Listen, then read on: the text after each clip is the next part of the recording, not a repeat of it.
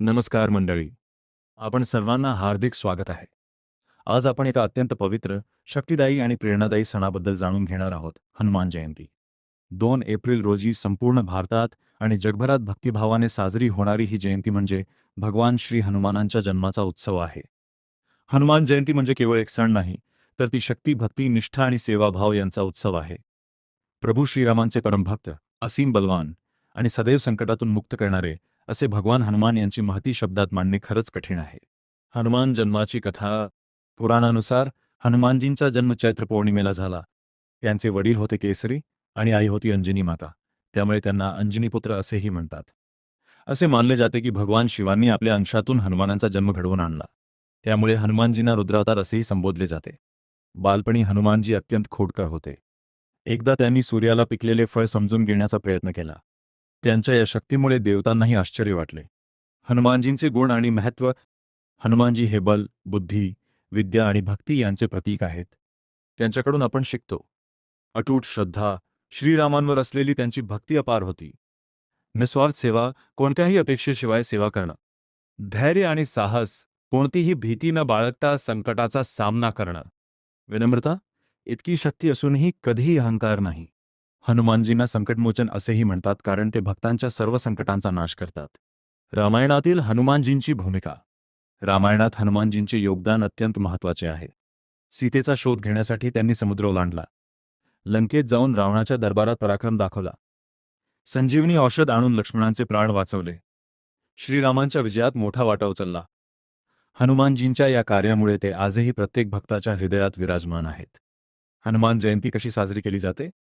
हनुमान जयंतीच्या दिवशी भक्त मोठ्या उत्साहाने आणि भक्तिभावाने पूजा करतात. सकाळी लवकर उठून स्नान करून मंदिरात जातात. हनुमानजींना तेल, सिंदूर आणि फुले अर्पण करतात. हनुमान चालीसा, सुंदरकांड आणि रामनाम जप केला जातो. काही ठिकाणी भंडारे आणि कीर्तनाचे आयोजन केले जाते. विशेष म्हणजे या दिवशी उपवास करणं खूप शुभ मानलं जातं. मंदिरांमधील उत्सवाचे वातावरण. हनुमान जयंतीला मंदिरांमध्ये अत्यंत उत्साही वातावरण असते. संपूर्ण मंदिर फुलांनी सजवलेले असते आणि जय श्रीरामचा जयघोष होत असतो. भक्त रांगेत उभे राहून दर्शन घेतात आणि प्रसाद म्हणून बेसनाचे लाडू किंवा बुंदी दिली जाते. हनुमान चालिसाचे महत्त्व. हनुमान जयंतीच्या दिवशी हनुमान चालिसा पठण करणे अत्यंत शुभ मानले जाते. हनुमान चालिसा वाचल्याने मन शांत होते, भीती दूर होते, संकटांपासून संरक्षण मिळते, आत्मविश्वास वाढतो. असे मानले जाते की मनापासून केलेले हनुमान चालिसा पठण जीवनातील अडचणी दूर करते. आधुनिक काळातील हनुमानजींचा संदेश. आजच्या धावपळीच्या जीवनात आपण अनेक समस्यांना सामोरे जातो. तणाव, चिंता, अपयश या सर्वांमध्ये हनुमानजी आपल्याला एक मार्ग दाखवतात. संकटांना घाबरू नका, श्रद्धा ठेवा, मेहनत करा आणि कधी हार मानू नका. हनुमानजींचे जीवन म्हणजे एक प्रेरणादायी उदाहरण आहे. हनुमान जयंतीचे आध्यात्मिक महत्त्व. हनुमान जयंती म्हणजे आत्मशुद्धीचा दिवस आहे. हा दिवस आपल्याला सांगतो की शक्ती असावी पण अहंकार नसावा, ज्ञान असावं पण विनम्रता हवी, आणि भक्ती असावी पण दिखावा नसावा. संकटातून मुक्तीचा दिवस. जर तुमच्या जीवनात काही अडचणी असतील तर हनुमान जयंतीच्या दिवशी प्रामाणिकपणे प्रार्थना करा. हनुमानजींना फक्त एकच गोष्ट हवी असते, खरी श्रद्धा. समारोप. मित्रांनो, हनुमान जयंती हा फक्त एक सण नाही, तर तो एक प्रेरणा आहे.